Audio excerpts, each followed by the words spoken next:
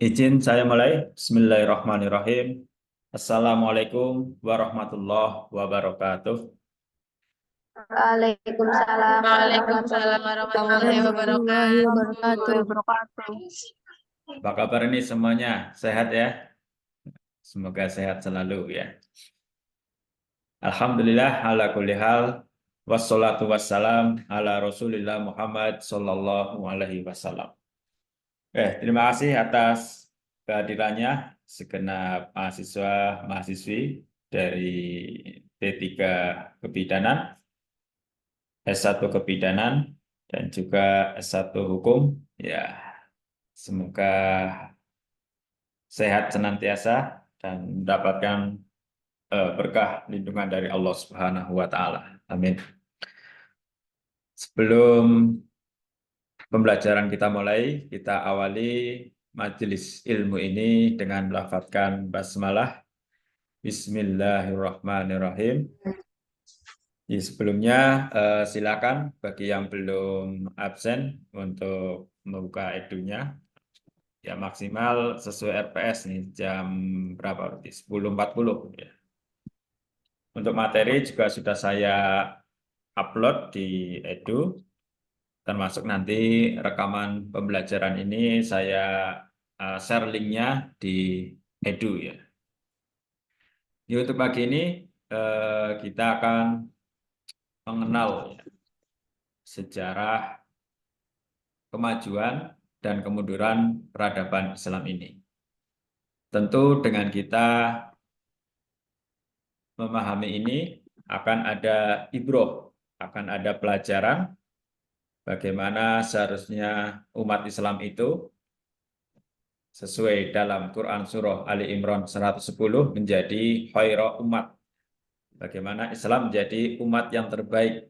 Kita harus belajar dari sini, dari sejarah.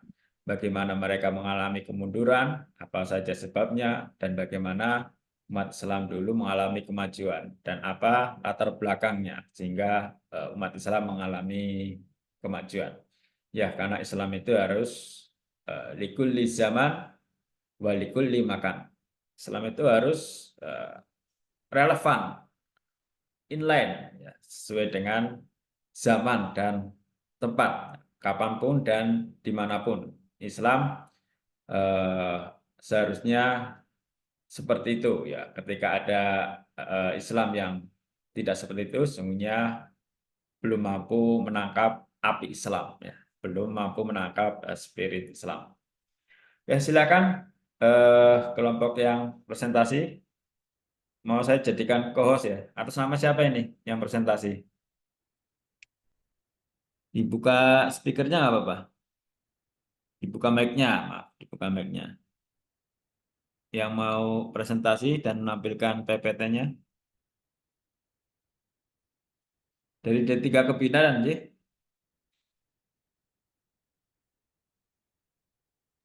Dari S1, Pak, sebelumnya mohon maaf untuk D3 absensinya belum ada ya, Pak. Di absensinya. Ya, absensinya belum ada, Pak. Oh, sih, coba saya cek dulu ya. Ini biar sambil jalan. Pak. Ini yang presentasi siapa ini? Coba dibuka mic-nya sambil nanti saya buatkan. S1 Pak yang presentasi. Ini Mbak Adela. Ya, satu. Ya. Nggih. Oh ya ya, saya jadikan co-host ya. Dibuka dulu aja Mbak mikrofonnya biar saya nggak nyari ke bawah. Ya, oke. Nggih, nggih, Pak. Siap, siap. D3 S1 Bidanan sudah ada absensinya ya. Oke, silakan dimulai. Untuk S1 Bidanan paling bawah ya, absensinya di scroll ke bawah. Silakan dimulai.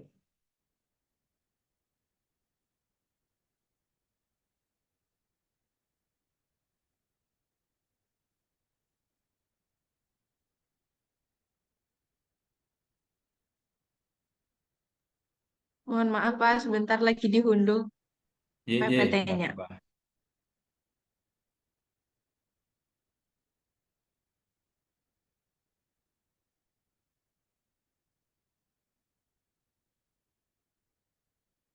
Tiga kebidanan sudah ada, coba di scroll paling bawah, ya.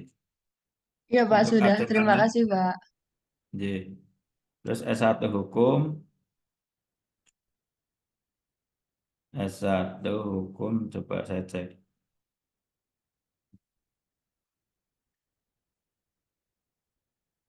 Muhammadiyah. S1 hukum juga sudah ada. Iya, berarti semua sudah ada absensinya gitu di Edu, silakan. Absensi materi eh, untuk rekaman pembelajaran nanti saya posting setelah pembelajaran.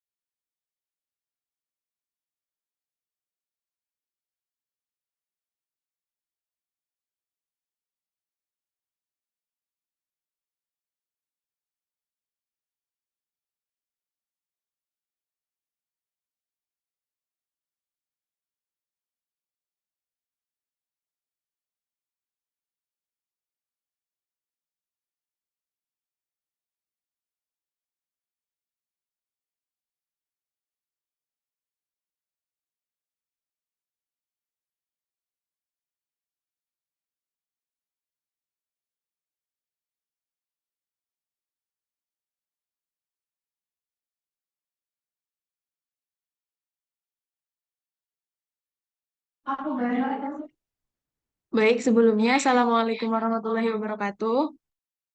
Waalaikumsalam warahmatullahi Waalaikumsalam wabarakatuh. warahmatullahi wabarakatuh. Perkenalkan kami dari kelompok 1 yang beranggotakan saya sendiri adalah Hasan Nur Natsia, kemudian ada Dewi Maratussolihah, kemudian ada Tias Wijayanti. Kami dari S1 Kebidanan. Di sini kami akan mempresentasikan materi mengenai peradaban Islam.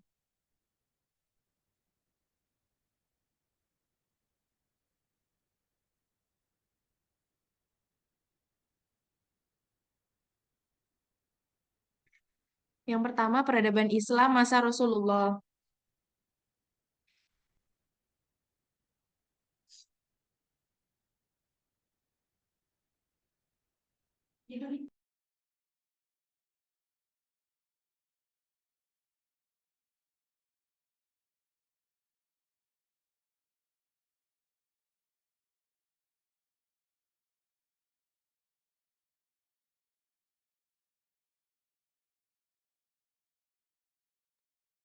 Mohon maaf, Pak. Sebentar mau ganti device. Ya,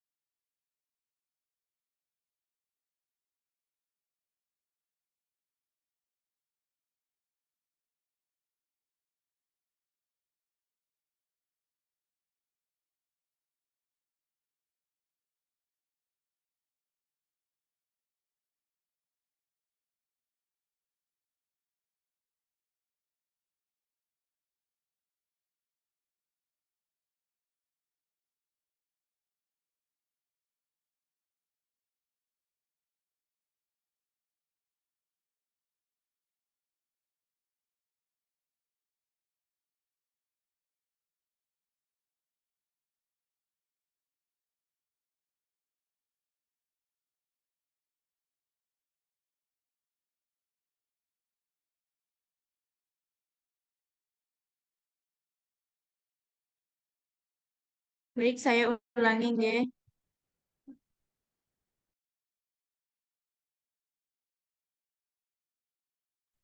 Silakan. Di sini kami akan mempresentasikan materi mengenai peradaban Islam.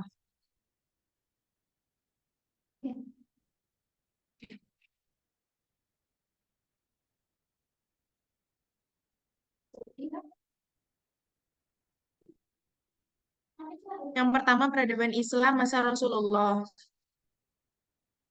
Sejarah peradaban Islam. Yang pertama ada fase Mekah. Sejarah Islam pertama yang tercatat di Mekah dimulai pada tahun 610 saat Nabi Muhammad pertama kali muncul di muka bumi. Ayat pertama ini terdapat dalam surat Al-Alaq ayat 1-5. Dapat dikatakan bahwa Khadijah, istri Rasulullah, merupakan orang pertama yang mengenal dan memahami kenabian dan mempercayainya, yang dapat digunakan untuk menjelaskan Islam sebagai peristiwa kembalinya Muhammad dari padang pasir. Ajaran Islam di Mekah terbagi menjadi tiga, yaitu syiriah atau sembunyi-sembunyi, kemudian terang-terangan, dan di luar Mekah. Rasulullah berdakwah secara sahwa kepada keluarga, kerabat, dan para sahabat. Pada masa awal dakwah Islam, terdapat beberapa orang yang mendukung Nabi Muhammad SAW. Yang kedua ada fase Madinah. Setelah 3 tahun kenabian tugas kementerian di Mekah, Nabi Muhammad berangkat ke Madinah. Kemudian di Madinah, wanita muslim tidak lagi tertindas dan diperlakukan buruk. Tidak lagi tertindas dan diperlakukan buruk. Selanjutnya, umat Islam akan mengubah Madinah menjadi pengamat pasif yang menyerah pada tekanan politik, sosial, dan ekonomi yang mengilhami Rasulullah. Perkembangan Islam berpedoman pada prinsip-prinsip pendidikan Islam untuk masyarakat umum dan pendidikan sosial untuk masyarakat umum seperti pembangunan Masjid Nabawi yang menjadi model transformasi Yastrib menjadi Madinah. Masjid Nabawi ini dilambangkan dengan eksistensi Islam di Madinah hanya sebagai tempat beribadah, yaitu sebagai tempat sarana belajar dan mengajar. Kemudian ada kemajuan peradaban Islam dalam berbagai bidang.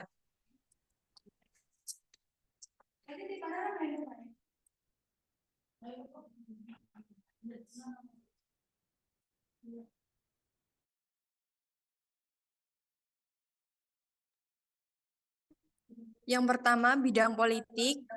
Dalam sejarah Islam, perkembangan politik secara umum dibagi menjadi 3 periode. Periode klasik, periode abad pertengahan, dan periode modern. Setiap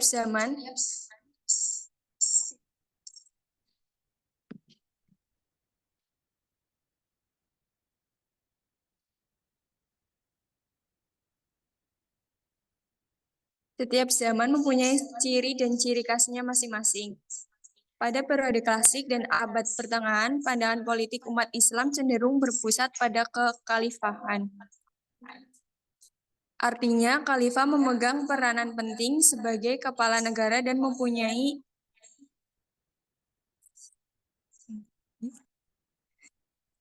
kekuasaan yang sangat luas.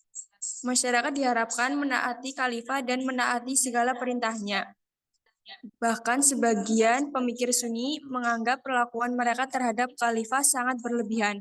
Mereka fokus pada Al-Quran dan hadis sebagai landasan legitimasi keistimewaan kepala negara atas rakyat.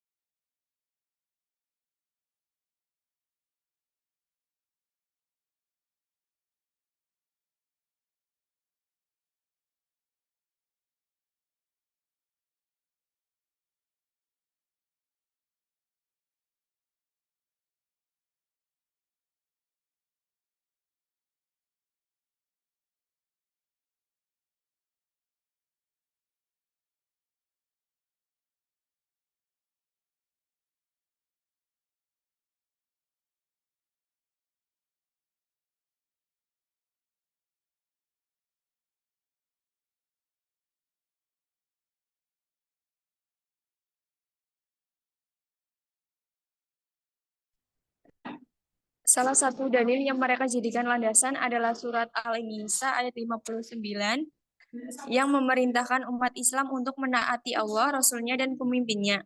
Selanjutnya dalam surat Al-An'am ayat 165 disebutkan bahwa Allah menjadikan manusia sebagai khalifah di muka bumi dan meninggikan derajat suatu kaum atas sebagian yang lain.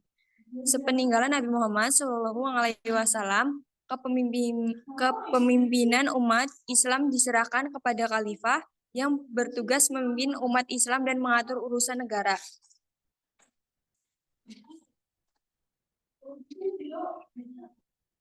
Kemudian bidang pemerintah, struktur administratif. Pemerintahan Islam khususnya di bawah dinasti Abbasiyah mengembangkan struktur administratif yang sangat terorganisir. Ini mencakup berbagai departemen seperti Diwan Al-Kharaj atau otoritas pajak dan Diwan Al-Jun atau militer. Sistem ini membantu pengelolaan sumber daya dan keamanan. Yang pertama adalah pengumpulan pajak, sistem perpajakan yang efisien dengan berbagai jenis pajak, termasuk pajak zakat, haraj, dan jizya yang ditujukan untuk mendukung administrasi pemerintahan dan kegiatan sosial. Yang kedua adalah pengadilan syariah. Pengadilan dalam sistem hukum Islam menyelesaikan berbagai kasus berdasarkan prinsip-prinsip syariah. Pengadilan ini membantu menyelesaikan perselisihan dan menegakkan hukum di seluruh wilayah. Kemudian yang kedua adalah penerapan hukum. Hukum Islam diterapkan dalam berbagai aspek kehidupan, termasuk hukum pidana, perdata, dan keluarga. Pemerintah juga bertugas untuk menegakkan hukum-hukum ini secara konsisten. Kemudian bidang pengetahuan. Yang pertama adalah matematika. Al-Khwarizmi adalah tokoh kunci dalam pengembangan aljabar. Karya-karyanya membentuk dasar-dasar matematika modern dan algoritma. Kitab Al-Jabr wal Al-Muqabalah memperkenalkan metode sistematis untuk menyelesaikan persamaan linear dan kuadrat. Yang kedua adalah astronomi. Astronom Muslim seperti Al-Batani melakukan pengukuran yang sangat akurat dan menyusun tabel astronomi yang digunakan untuk navigasi dan penentuan waktu. Al-Batani menyusun tabel yang memperbaiki posisi bintang dan planet, serta memperkenalkan metode baru dalam pengamatan. Yang ketiga adalah filsafat dan ilmu pengetahuan. Ibnu Sina menulis Al-Qanun fi al-Tib yang menjadi referensi utama dalam kedokteran, dan Al-Farabi menulis tentang filosofi politik dan etika yang mempengaruhi pemikiran Barat. Kemudian bidang kesehatan, rumah sakit atau Bimalistan. Bimalistan adalah fasilitas kesehatan yang terletak di kota-kota besar seperti Baghdad dan Kairo. Rumah sakit ini mengobati berbagai penyakit dan melatih dokter. Bimalistan akan memiliki ruang perawatan, apotik, dan tempat tinggal bagi pasien dan staf medis. Sistem ini membantu menyebarkan pengetahuan dan perawatan medis. Untuk meningkatkan kesejahteraan masyarakat, dinasti Umayyah membangun rumah sakit yang tidak hanya berfungsi sebagai fasilitas pengobatan, tetapi juga sebagai pusat pelatihan tenaga keperawatan dan pusat penelitian di bidang medis. Yang kedua adalah ilmu kedokteran. Ibnu Sina dan Al-Razi memberikan kontribusi penting bagi perkembangan kedokteran. Ibnu Sina menggabungkan teori dan praktik klinis dalam kanon pengobatan yang mencakup diagnosis, pengobatan, dan pengobatan. Al-Razi mengumpulkan ilmu kedokteran dari berbagai sumber dan menulis kitab Al-Hawi yang fokus pada diagnosis dan pengobatan. Kemudian farmasi. Peradaban Islam memajukan farmasi dengan menemukan obat-obatan baru dan mengembangkan pengobatan dengan menggunakan bahan-bahan alami.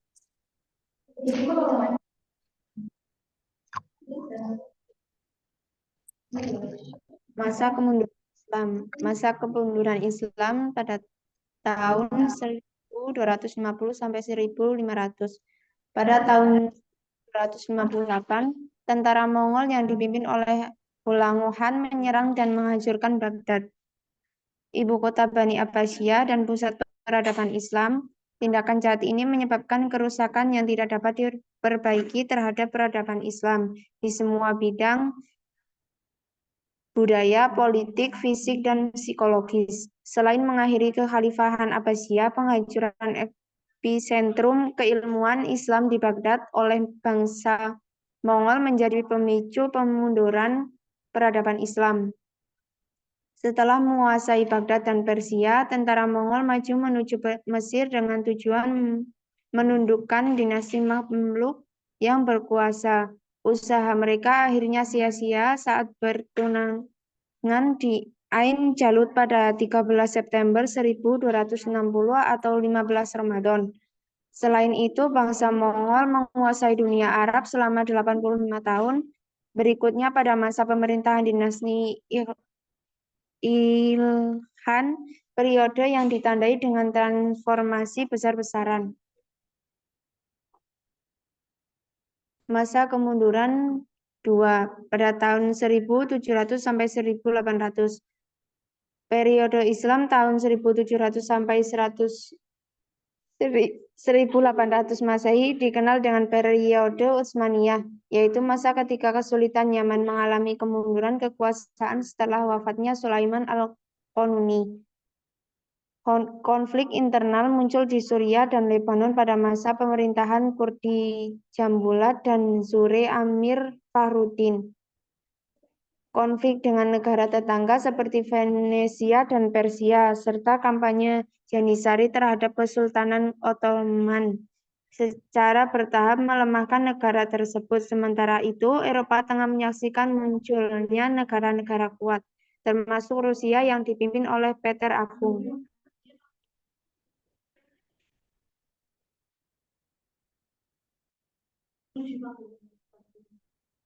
Faktor kemunduran peradaban Islam. 1. Menjaga dengan baik wilayah kekuasaan yang luas. Tidak menjaga dengan baik wilayah kekuasaan yang luas. 3. Para penguasanya lemah dalam masalahnya kepemimpinannya. 4. Krisis ekonomi. 5. Dekadensi moral yang tidak terkendali. 6. Apatis dan stagnasi dalam dunia iptek. 7. Konflik internal antar kerajaan Islam.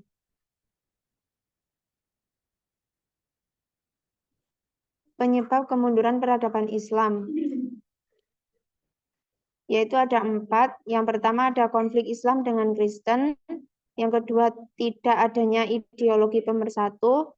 Yang ketiga ada kesulitan ekonomi. Yang keempat ada tidak jelasnya sistem peralihan kekuasaan.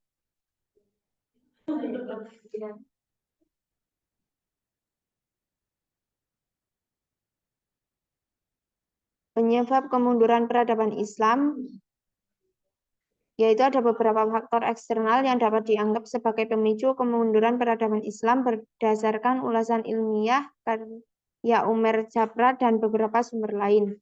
Yang pertama ada invasi dari luar seperti serangan pasukan Mongol ke Baghdad pada tahun 1258 Masehi yang berdampak besar terhadap peradaban Islam era klasik.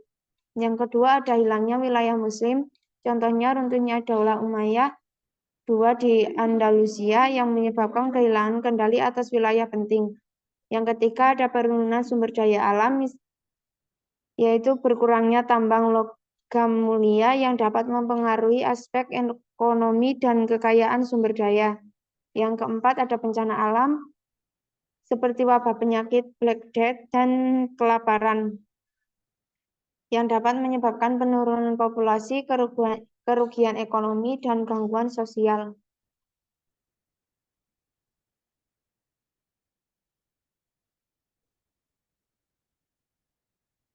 Terima kasih. Apakah ada yang mau bertanya? Silakan dari, oh itu sudah ada Mbak di kolom chat.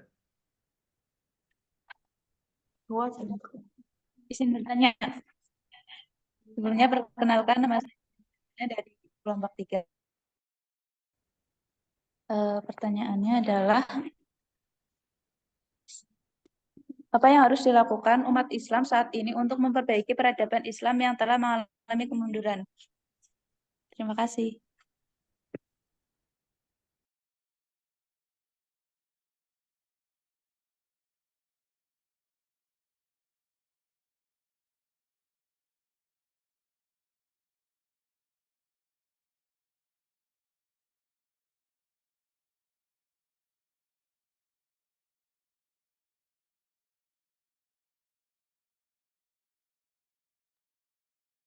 Baik, untuk pertanyaan dibagi per prodi 2 anak nggih.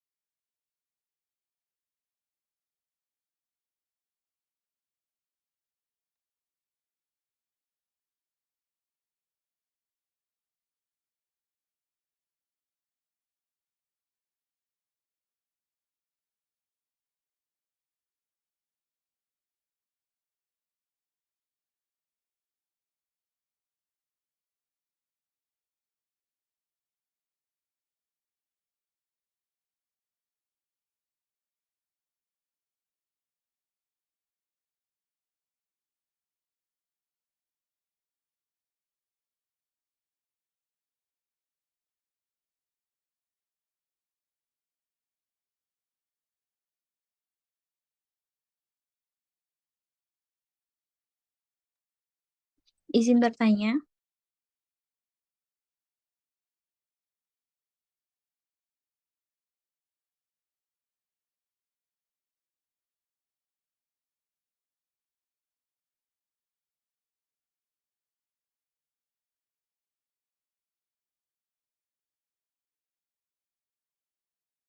Silakan.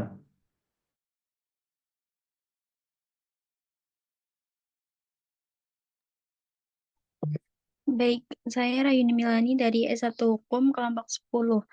Pertanyaan bagaimana kita sebagai mahasiswa bagaimana berkontribusi yang dapat dilakukan dalam memperkuat dan mengembangkan peradaban Islam di era modern ini.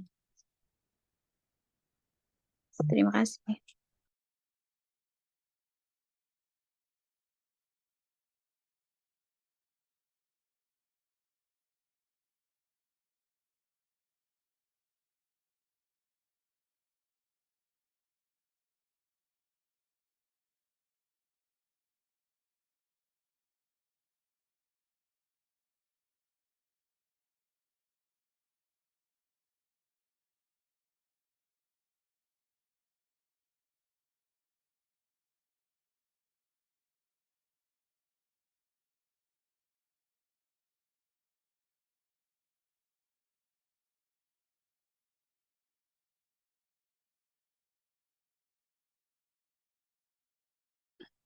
Izin bertanya.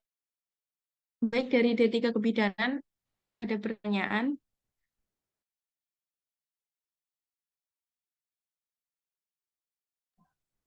Ada. Baik, sebelumnya. Ya, Deva. Ya, baik sebelumnya. Assalamualaikum warahmatullahi wabarakatuh. Waalaikumsalam warahmatullahi wabarakatuh. Perkenalkan, nama saya Devania Salsabila dengan NIM 2023040003 dari Prodi D3 Kebidanan.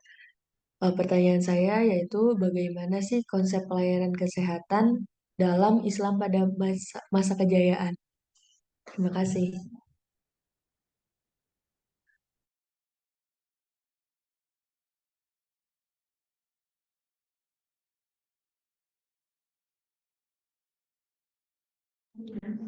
Eka Nurul Amanah.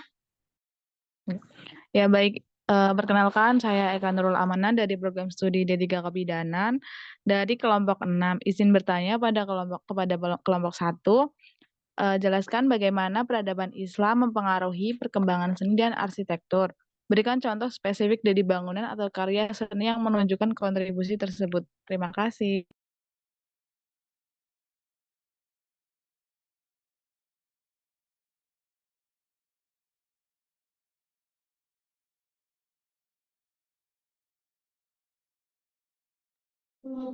Untuk S1 masih ada pertanyaan lagi. Ada yang ingin bertanya?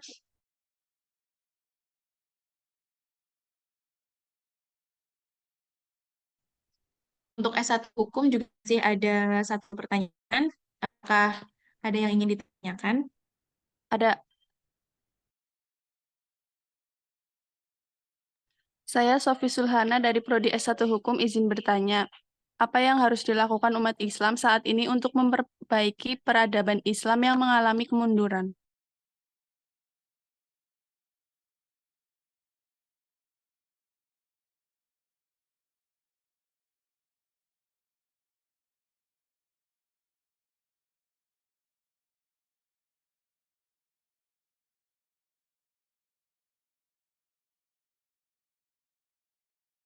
Niki samanya, silakan.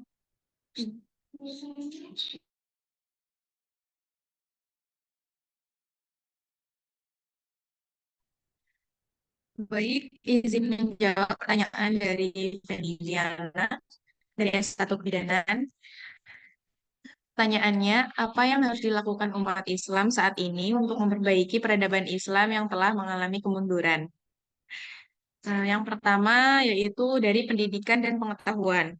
Fokus pada peningkatan kualitas pendidikan di semua tingkat, mulai dari pendidikan dasar hingga pendidikan tinggi. Memastikan bahwa pendidikan tidak hanya mencakup aspek akademis, tetapi juga pengajaran nilai-nilai Islam yang benar.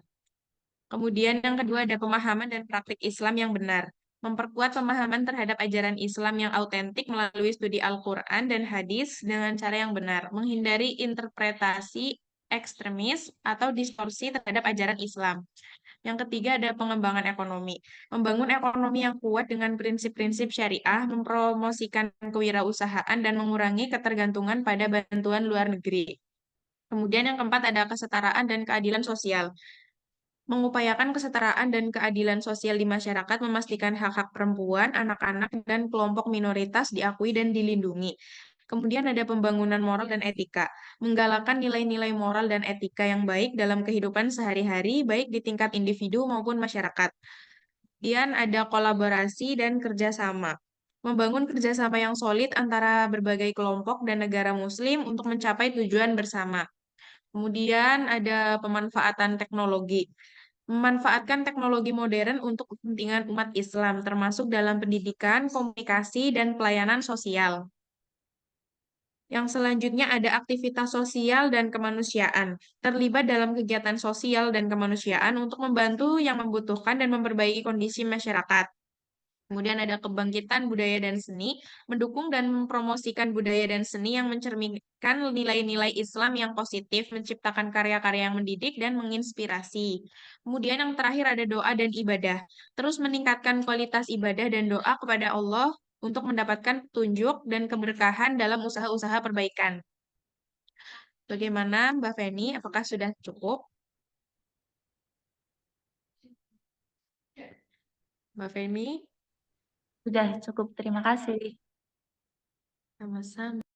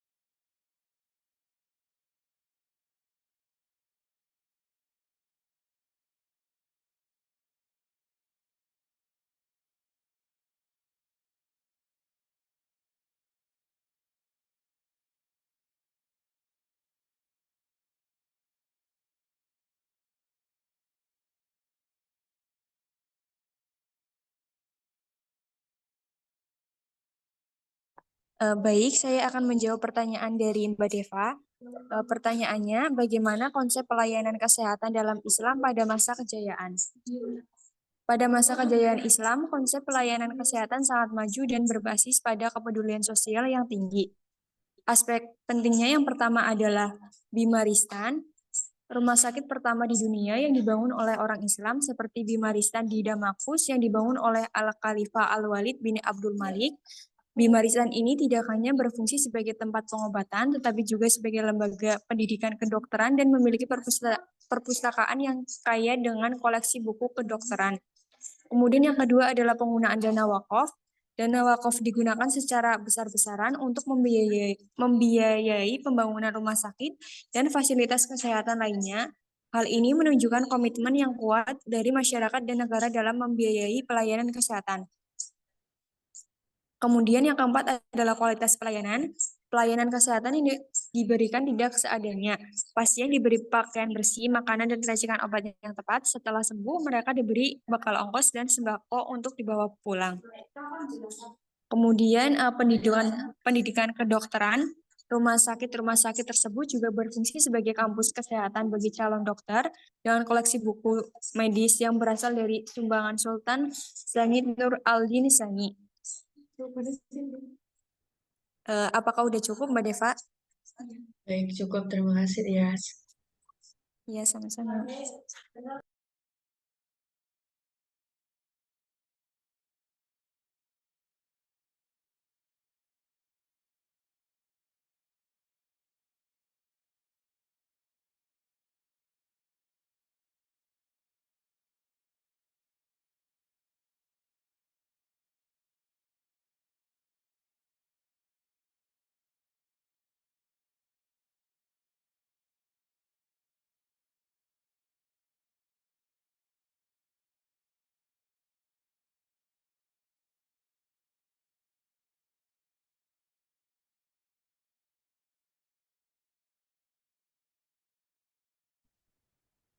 Baik, saya akan menjawab pertanyaan dari Mbak Sofi Sulhana.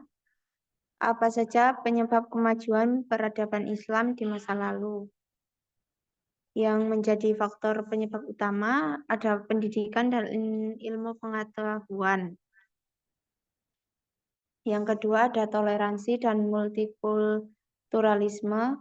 Yang ketiga ada perdagangan dan ekspansi. Yang keempat ada dukungan penguasa. Yang kelima ada penulisan dan penerjemahan. Bagaimana Mbak Sofi? Ya, cukup. Terima kasih.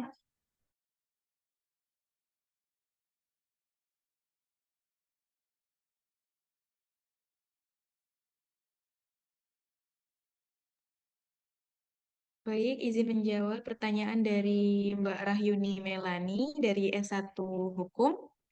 Pertanyaannya yaitu, kita sebagai mahasiswa bagaimana berkontribusi yang dapat dilakukan dalam memperkuat dan mengembangkan peradaban Islam di era modern ini? Yang pertama ada pendidikan dan penelitian. Fokus pada studi yang relevan dengan kebutuhan umat dan lakukan penelitian yang dapat mengatasi tantangan modern dalam konteks Islam. Kemudian yang kedua ada kegiatan akademik dan organisasi. Bergabung dengan organisasi kampus yang berfokus pada nilai-nilai Islam serta aktif dalam kegiatan yang mempromosikan pemahaman Islam yang progresif dan konstruktif. Kemudian yang ketiga ada pengembangan keterampilan. Kembangkan keterampilan dalam teknologi, manajemen, atau bidang lain yang bisa digunakan untuk kemajuan komunitas muslim dan menerapkan prinsip syariah dalam praktik modern. Yang keempat ada kewirausahaan, berinovasi dalam bidang bisnis atau startup yang mematuhi prinsip-prinsip syariah, menciptakan solusi yang bermanfaat bagi masyarakat. Yang kelima, ada volunteering, terlibat dalam kegiatan sosial dan kemanusiaan untuk membantu masyarakat dan mempromosikan nilai-nilai Islam melalui tindakan nyata. Kemudian yang keenam ada media dan komunikasi, gunakan media sosial dan platform digital untuk menyebarluaskan informasi positif dan membangun diskusi yang konstruktif mengenai Islam. Kemudian yang terakhir, dialog dan kolaborasi. Bangun jaringan dengan mahasiswa dari berbagai latar belakang untuk mempromosikan pemahaman yang lebih baik tentang Islam dan berkolaborasi dalam proyek-proyek yang mendukung peradaban Islam. Bagaimana Mbak Rahyuni? Apakah sudah cukup? Baik, sudah cukup. Terima kasih.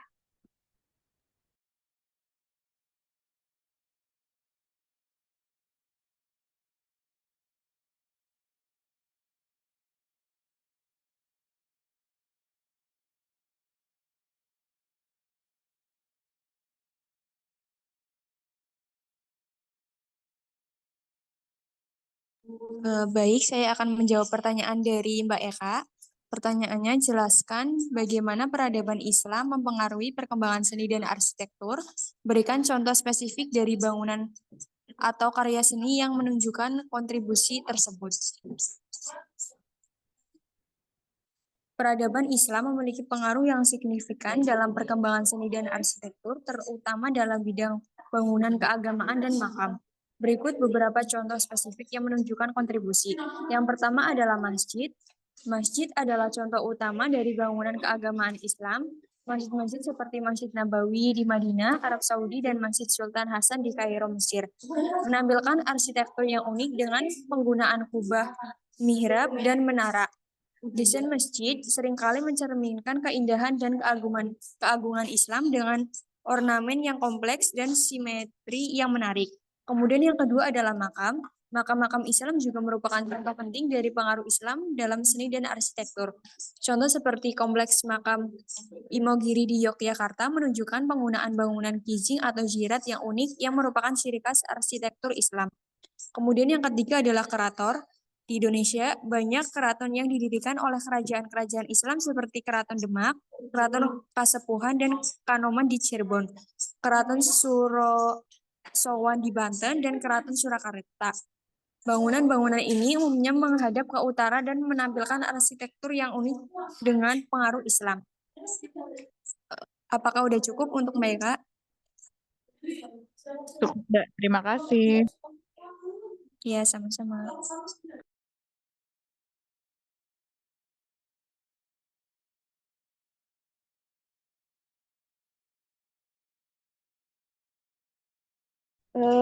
Izin bertanya, saya Wiwin Purwaningsih dari Prodi S1 Kebidanan. Pertanyaannya yaitu, mengapa umat Islam mengalami kemajuan peradaban Islam yang sangat pesat? Terima kasih.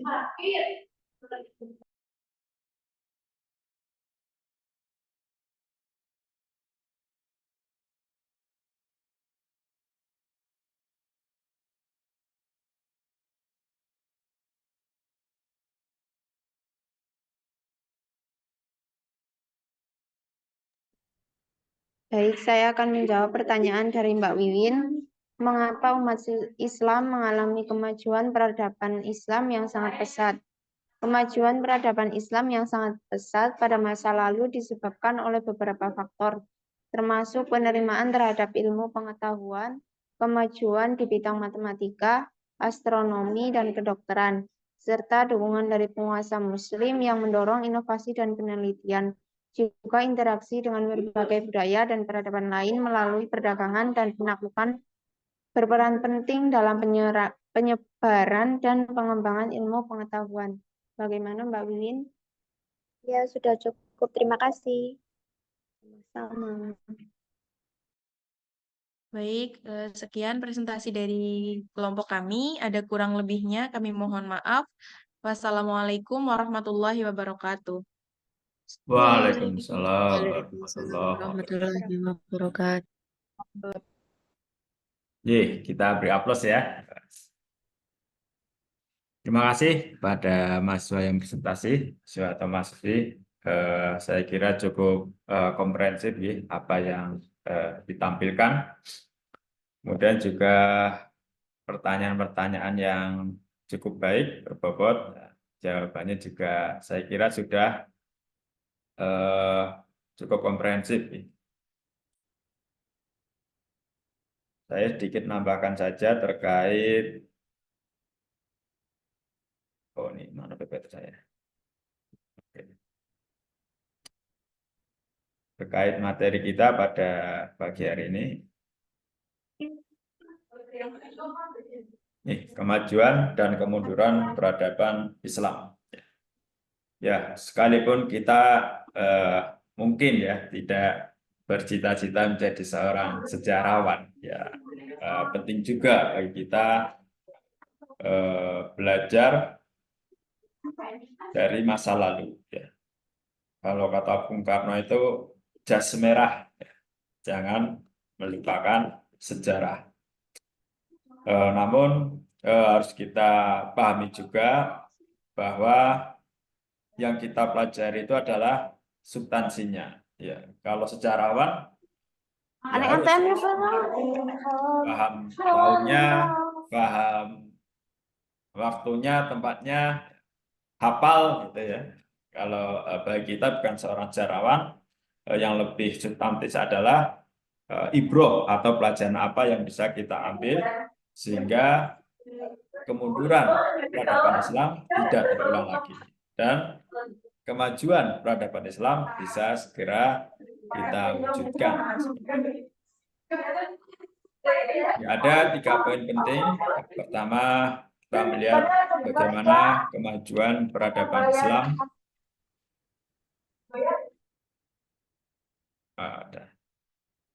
di masa lalu, ya, seperti apa, kemudian kemundurannya juga karena apa, ya, tadi tentu sudah banyak dari berbagai perspektif, termasuk sebab-sebabnya. Oke.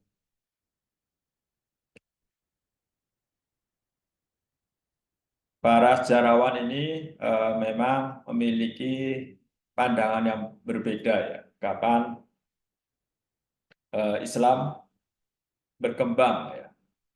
Ada yang paling banyak teori menyebutkan yaitu pada abad ke-7 sampai abad ke-10 Islam berkembang dengan pesat. Walaupun ada yang berpendapat sebelum itu, sebelum abad ke-7 pun Islam sudah berkembang pesat.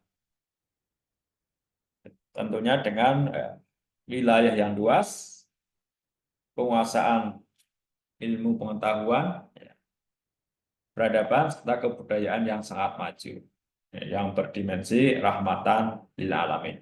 Ya, contoh paling konkret adalah ketika di masa Nabi, ya, masa Nabi Muhammad SAW, terutama ketika di Madinah, ya. Madinah yang awal mulanya namanya Yasrib, kemudian berubah menjadi Al-Madinah Al-Munawwar, sebuah kota yang berperadaban. Karena Nabi membawa kemajuan bagi kota Madinah. Karena Nabi bukan hanya Nabi saja, bukan seorang pembawa berita agama, ya. Yang seperti kita saksikan, kita baru saja kemarin memperingati Maulid Nabi, ya, tentu dalam rangka kita ingin meniru Nabi, ya. Nabi yang bukan sekedar pemimpin agama, tapi juga pemimpin umat, pemimpin bangsa, bahkan seorang yang sukses karirnya dalam dunia bisnis. Ini bahkan oleh Michael Hart, seorang penulis beragama non-Muslim, justru menempatkan Muhammad sebagai 100 tokoh paling berpengaruh di dunia di nomor urut 1. Baru Yesus, ya. Walaupun ini terjadi pemrotesan. Karena beliau berpendapat bahwa hanya Muhammad yang sukses sebagai pemuka agama dan juga sebagai negarawan, bahkan sebagai pemimpin bangsa. Nabi Isa sukses sebagai pemuka agama, tapi dalam hal duniawi bukan sebagai pemimpin bangsa dan juga bukan sebagai pebisnis. Ya, artinya Muhammad SAW ya seorang tokoh, seorang nabi yang paling berpengaruh di dunia dan paling komplit, ya, kompetensinya. Ini pertama, ya, kemajuan itu lahirlah Universitas Iskandaria dan juga universitas yang lain kemudian muncul. Ini salah satu peninggalan sejarah bahwa ketika suatu umat ingin maju, ya tidak lain adalah diperkuat ilmunya. Yarfa'illahu alladziina aamanu minkum walladziina utul ilma darajat. Allah akan mengangkat derajat orang-orang yang beriman dan berilmu ke dalam beberapa derajat. Tidak bisa dipisahkan antara iman dan ilmu. Kemudian juga munculnya tokoh-tokoh mujtahid besar di bidang fikih. Tentu dengan jumlah dan kualitas yang layak, ya. Ya, di Indonesia muncul ya tokoh-tokoh pendiri NU, pendiri Muhammadiyah, ya. Kalau hanya 2 ya kurang, ya, untuk membawa kemajuan. Walaupun kita tahu dua organisasi besar ini, baik NU Muhammadiyah, ya, sudah begitu banyak sumbangsihnya ya, baik dalam bidang kesehatan, pendidikan, sosial kemasyarakatan, bahkan sampai bidang ekonomi, turut membantu pemerintah membuka banyak lapangan kerja untuk masyarakat. Di masa Abbasiyah ada berdiri Darul Hikmah. Ya, di sananya adalah kumpulan para cendekiawan Muslim. Kemudian lahirnya tokoh-tokoh cendekiawan, Al-Kindi, Al-Farabi, Ibnu Sina, sampai Ibnu Daud Al-Hawaris. Kemudian juga ada perluasan perdagangan dan perniagaan Islam. Ya, tadi ada penguasaan ilmu, ya, penguasaan ekonomi sebagai syarat ya, syarat mutlak umat Islam untuk memajukan peradaban Islam. Ya kalau kita berkaca di Indonesia sendiri, dari sekian ratus juta rakyat Indonesia,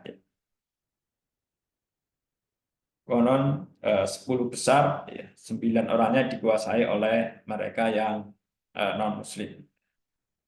Ini tentu menjadi keprihatinan kita, ya kita tidak menjadi tuan rumah di negeri sendiri. Kemudian yang ketiga di masa dinasti Umayyad di Spanyol, ya berdirinya Istana Alhambra, Masjid Cordova, ya sama ilmu lagi ya, pengetahuan, pengembangan ilmu pengetahuan, peradaban dan kebudayaan. Ya. Di dunia ini ya negara yang maju adalah negara yang menguasai iptek, bukan negara yang kaya akan sumber daya alam, tapi negara yang kaya akan ilmu pengetahuan.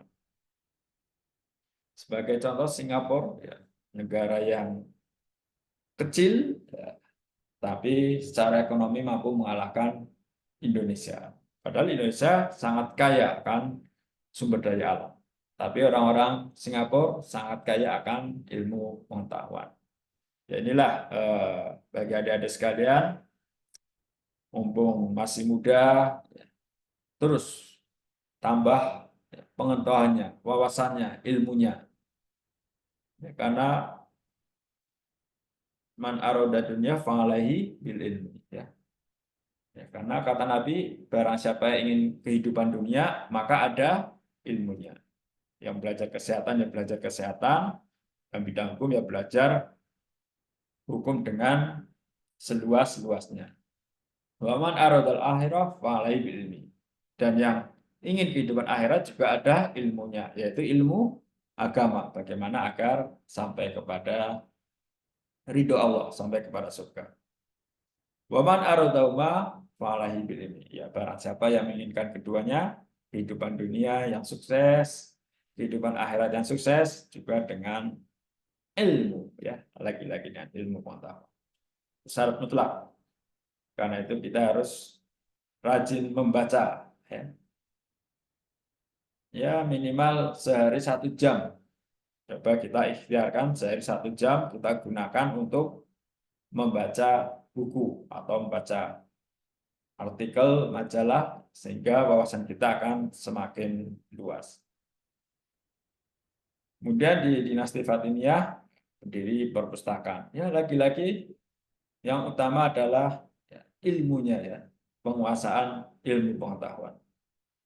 Jika negara kita Indonesia sekarang masih tergolong tertinggal, baik ekonomi dan lain sebagainya, ya, harus kita sadari bahwa ya karena ilmu kita itu jauh tertinggal. Bahkan dalam sebuah webinar yang saya ikuti, Indonesia itu dalam teknologi kesehatan itu tertinggal puluhan tahun dibanding di Amerika ya misalnya. Ya, di Amerika misalnya IRM, Electronic Record Medical, elektronik rekam medis, itu sudah ada jauh sebelum pandemi. Ya. Kita di Indonesia baru tahun ini diwajibkan IRM, ya, elektronik rekam medis oleh pemerintah di akhir Desember. Itu bukti bahwa kita sebenarnya sudah jauh tertinggal. Kemudian kemunduran peradaban Islam dalam bidang sosial politik, ya, perilaku politik yang tidak sesuai ajaran Islam. Ya, ini biasanya para politisi itu, ya, saya juga politisi, ya, semoga tidak yang demikian. Saya politisi dan juga akademisi. Ya, para politisi, ya, terkadang tidak kuat dengan godaan. Ya. Tapi ada hal lain dalam politik selain godaan, ya. Jika mereka tidak mampu menggoda politisi muslim dengan uang, maka mereka akan menebarkan ancaman. Ya. Namun selama mereka sebagai politisi itu bersih, tentu saja ancaman itu tidak bisa dilakukan. Ya, inilah dinamika di dunia politik. Ya. Kemudian memahami Al-Quran hanya dengan rasionalitas. Ya, ini juga tidak dibenarkan dalam Islam. Bahwa akal itu penting, ilmu penting. Tetapi kita sebagai manusia punya keterbatasan. Artinya dalam memahami Al-Quran pun ya tidak bisa hanya dengan akal. Harus dengan disinkronkan dengan syariat yang lain, seperti dari hadis. Ya. Karena kalau yang kita pakai hanya rasionalitas, tentu akan meninggalkan esensi Islam itu sendiri. Begitu juga sebaliknya, memahami Al-Quran tidak boleh meninggalkan rasionalitas. Ya, jadi harus moderat, ya. Harus tahu proporsinya, ya, proporsionalnya. Kemudian tidak berpikir dan memiliki akal yang kritis sebagai ukur kemajuan. Ya, sebenarnya B dan C kebalikannya. Ada yang memahami Al-Quran hanya dengan rasionalitas, tapi ada yang memahami Al-Quran tanpa rasionalitas, artinya tekstualitas, tekstual. Nah, ini yang paling yang paling besar, ya, yang paling besar dampaknya yaitu ditutupnya pintu ijtihad. Saat itu umat Islam memandang bahwa fikihnya 4 imam mazhab dianggap sudah cukup, tidak perlu lagi berijtihad, tidak perlu lagi mewujudkan fatwa baru. Tapi dengan itu kemudian umat Islam malah mengalami kemunduran atau kejumudan. Hingga akhirnya pada masa Ibnu Taimiyah dibuka lagi pintu ijtihad, ya, sampai sekarang. Namun karena sudah terlalu lama ditutup pintu ijtihad, sehingga tertinggalnya pun sudah sangat jauh kita dengan negara-negara yang sudah maju. Kemudian ketiga, krisis dalam bidang pendidikan dan ilmu pengetahuan. Sepinya kegiatan ilmiah untuk penelitian dan percobaan di masa itu, pusat-pusat ilmu pengetahuan diporak-porandakan dan dibakar sampai habis berkalantan. Jadi faktor internalnya ya umat Islam sendiri yang malas, ya. Ya bahasa sederhananya kita itu malas belajar, malas membaca, malas menambah ilmu. Ya, itu akibatnya. Faktor eksternalnya ada ya, memang musuh, ya, musuh dari luar tahu agar umat Islam ini lemah, hal yang terkait dengan penguasaan ilmu pengetahuan akan mereka hancurkan. Tapi sesungguhnya yang paling signifikan adalah faktor internal, ya. Faktor kitanya sendiri yang tidak serajin mereka dalam belajar. Padahal wahyu Allah yang pertama turun adalah Iqra, perintah membaca. Iqra bismi rabbikal ladzi khalaq. Khalaqal Insana insana. min 'alaq. Iqra wa rabbukal akram. Alladzi 'allama bil qalam. Iya, terima kasih. Shadaqallahul adzim, ya. Yaitu kenapa wahyu yang pertama turun bukan beribadah, ya. Kalau Allah mau kan sembahlah Allah. Itu ayat yang pertama turun harusnya. Tapi kenapa Allah tidak demikian? Justru perintah belajar membaca. Ya karena menyembah Allah pun ada ilmunya, beribadah pun ada ilmunya. Nah, yang unik, kita justru termasuk orang yang tidak dekat dengan Al-Quran. Mungkin koleksi Al-Quran kita banyak ya, di rak buku. Tapi apakah setiap hari kita baca Arabnya, terlebih terjemahnya? Ya. Karena kita orang Indonesia, tidak cukup hanya membaca Arabnya. Padahal ilmu itu adalah hudal lil muttaqin, petunjuk. Bagaimana kita dapat petunjuk kalau kita tidak pernah baca terjemahnya, kalau kita tidak pernah membaca tafsirnya. Jangan-jangan kita ini tidak beriman kepada kitabullah. Iman kita kepada kitabullah itu sebatas hanya membeli Al-Quran, tidak pernah membacanya, tidak pernah berusaha memahaminya, tidak pernah berusaha untuk mengkajinya. Ini perlu dipertanyakan tingkat iman kita kepada kitabullah. Sebab-sebab kemunduran, ini menurut Ibnu Khaldun. Saya ambil dari bukunya, ada faktor eksternal, ya penyalahgunaan dan perebutan kekuasaan yang semenang. Ya ini godaan ya dalam berpolitik. Ya doakan saya sebagai politisi juga tidak menyalahgunakan. Ya. Kemudian munculnya dinasti-dinasti kecil yang memerdekakan diri. Ini artinya ukhuwah Islamiyah yang kurang terjaga dengan baik. Ada perampasan hak orang lain, kerja secara paksa, korupsi, wah Indonesia ya. Kalau kita buka beberapa survei, Indonesia termasuk 5 negara terkorup di dunia. Kemudian ke-6, berkurangnya nilai moral. Ke-7, muncul aliran sesat menjauhkan dari agama. Sekarang juga banyak aliran sesat di media sosial. Judi online, aliran sesat, dan aliran sesat yang lain. Dan juga pasti adanya ketidakadilan ya, menyebabkan. Kemudian faktor eksternal, ya kekuatan luar, ada perang salib yang berkepanjangan, menimbulkan dampak yang cukup besar kepada peradaban Islam pada masa itu. Selain dari timbulnya perselisihan dan konflik, perang salib menelan banyak korban, dan daerah di kubu Islam, beberapa daerah yang dikuasai adalah Mesya, Indonesia, Baitul Maqdis, Akka, Tripoli, dan kota Tair. Ya, perang yang berkepanjangan ya akan menghabiskan banyak waktu, energi bagi umat Islam. Kemudian serangan Mongolia berhasil merebut beberapa negeri Asia Tengah dan Persia. Ya, ini faktor eksternal. Saya kira yang paling urgent justru adalah faktor internal kita. Ya minimal dari satu saja.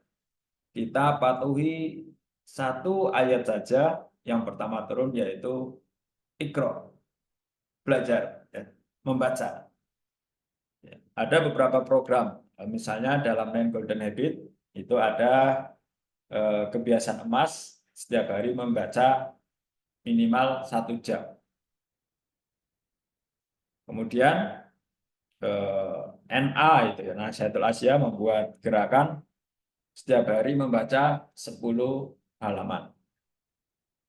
Bahkan kalau kita kenal Bill Gates yang kita pakai ini Microsoft Office, beliau pendirinya, beliau senantiasa membaca atau memiliki target 1 week 1 book. Wah, dia punya target seminggu harus khatam 1 buku. 1 minggu 1 buku, berarti 1 bulan dia khatam 4 buku. 1 tahun dia khatam 48 buku. Pantas saja ilmunya sangat luas. Dan dia menjadi salah satu orang terkaya di dunia. Dan bahkan 10 tahun pernah menduduki ranking pertama sebagai orang terkaya di dunia. Karena memang ilmunya sangat luas. Sangat rajin membaca. Ya, kalau kita nggak bisa 1 week 1 book, ya seminggu 1 buku, ya one month one book ya, 1 bulan 1 buku ya. Datang itu perpustakaan Unigo, punya target bulan ini saya harus khatam ini, bulan besok ini, itu minimal. Tapi ya kita akan tertinggal karena mereka lebih rajin. Saya kira itu ada pertanyaan? 3, 2, 1 ya sudah nggak ada ya. Terima kasih. Saya ingatkan bagi adik-adik yang belum absen di Edu, segera absen karena 10.40 sudah saya setting batas atau deadline akhir untuk absensi. Saya kira demikian, terima kasih atas kehadirannya. Ya, semuanya semoga sehat selalu, berkah selalu, ya, panjang umur, murah rezeki, enteng jodoh, dan selalu dalam lindungan Allah.